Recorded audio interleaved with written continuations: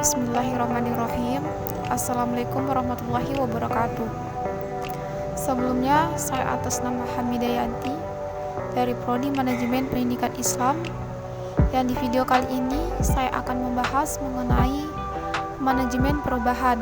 Nah, pada manajemen perubahan sendiri di sini ada 6 poin yang akan saya bahas. Nah, untuk lebih jelasnya lagi kita simak baik-baik pada video ini. Masuk pada pembahasan yang pertama, yaitu model pendekatan dalam perubahan individual. Nah, ini terbagi menjadi beberapa poin. Yang pertama ada pendekatan psikodinamik. Nah, pendekatan ini merupakan pendekatan yang berkaitan tentang pikiran, kepribadian, kekuatan mental, emosional, atau motivasi yang terutama ini pada tingkat bawah sadar. Yang kedua ada pendekatan behavioral. Nah, pendekatan ini merupakan pendekatan yang berkaitan tentang tingkah laku manusia, tapi pada proses belajar. Ini dia menggunakan stimulus dan respon. Nah, yang ketiga ada pendekatan kognitif. Nah, pendekatan ini merupakan sebuah upaya untuk memahami berbagai bentuk sarana empiris yang sistematis dari pengamatan manusia, nah baik dari pemahaman, proses berpikir, ataupun pemecahan masalah. Yang keempat, ada pendekatan humanistik. Nah, pendekatan ini adalah sebuah pendekatan yang mana fokusnya ini pada potensi manusia untuk mencari dan menemukan kemampuan yang dimiliki dalam mengembangkan kemampuan tersebut. Pada poin selanjutnya, ada langkah-langkah dalam manajemen perubahan. Nah, di sini saya mengambil pendapat dari Kurt Lewin yang mana ada 3 poin, yaitu unphrasing, pencairan, change, pembaruan, rephrasing, pencairan ulang. Unphrasing sendiri terbagi menjadi 3. Yang pertama ada menganalisis kebutuhan perusahaan dan mencari tahu aspek apa saja yang membutuhkan perubahan. Yang kedua ada mendapatkan dukungan dari berbagai stakeholder. Yang ketiga, mengkomunikasikan pentingnya perubahan yang akan dilakukan. Pada poin change, di sini ada beberapa tahapan yang bisa dilakukan. Yang pertama ada memastikan alur komunikasi dan koordinasi ini berjalan dengan baik. Yang kedua ada mendorong setiap karyawan untuk terlibat secara proaktif dengan memberikan motivasi serta arahan rutin.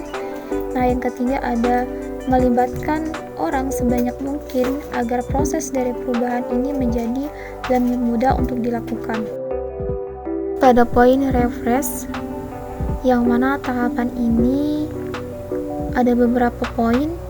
Yang pertama, mengajak setiap karyawan untuk mengikuti kebiasaan baru secara konsisten.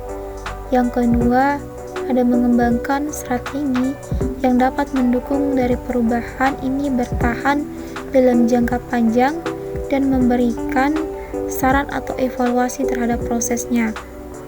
Nah, yang ketiga ada memfasilitasi karyawan untuk mendukung dan mengembangkan kemampuannya dalam bekerja.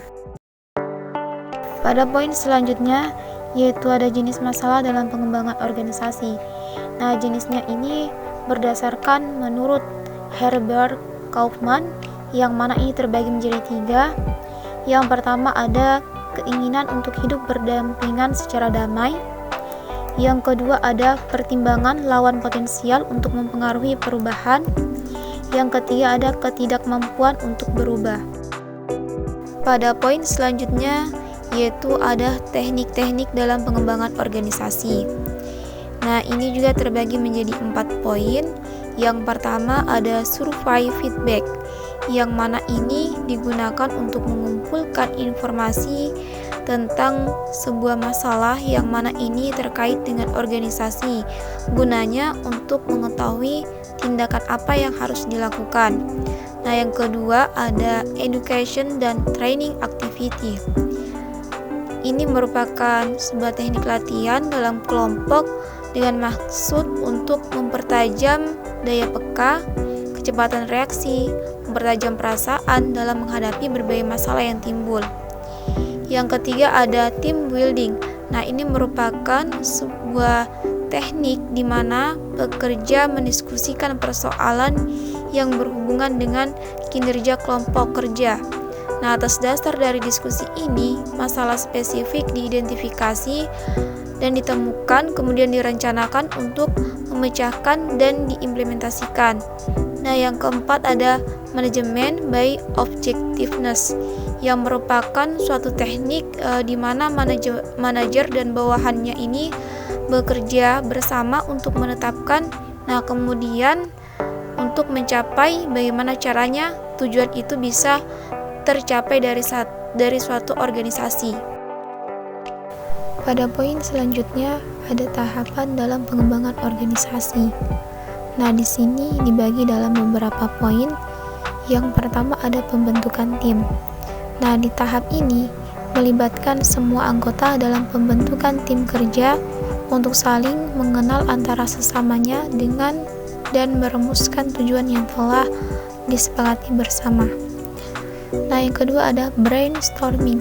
Nah, di tahap ini dimulai dengan melibatkan beberapa anggota untuk saling tukar-menukar pendapat dalam menentukan dan memutuskan norma atau aturan, etika kerja, pendelegasian wewenang, dan tugas, tanggung jawab, serta jadwal pelaksanaan.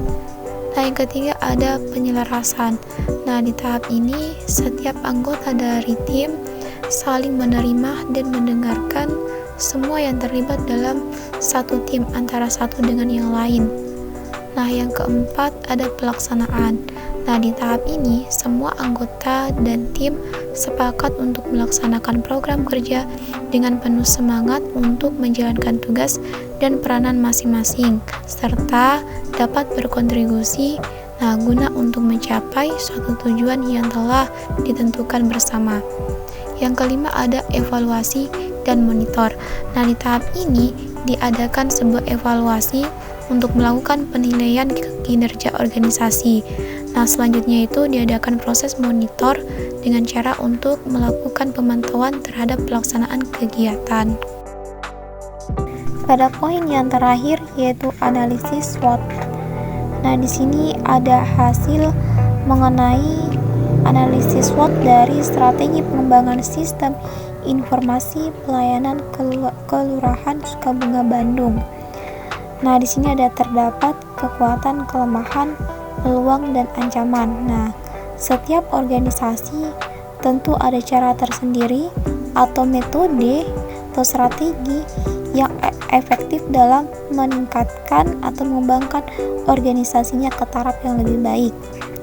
Namun yang di sini perlu diperhatikan dari analisis SWOT tersebut, yaitu kekuatannya perlunya diperhatikan, mana kelemahannya juga, mana peluangnya, dan mana ancaman, agar prosesnya ini dalam meningkatkan tidak salah arah, agar terstruktur, terarah, dan terorganisir dan memberikan hasil yang maksimal dalam mengembangkan suatu organisasi.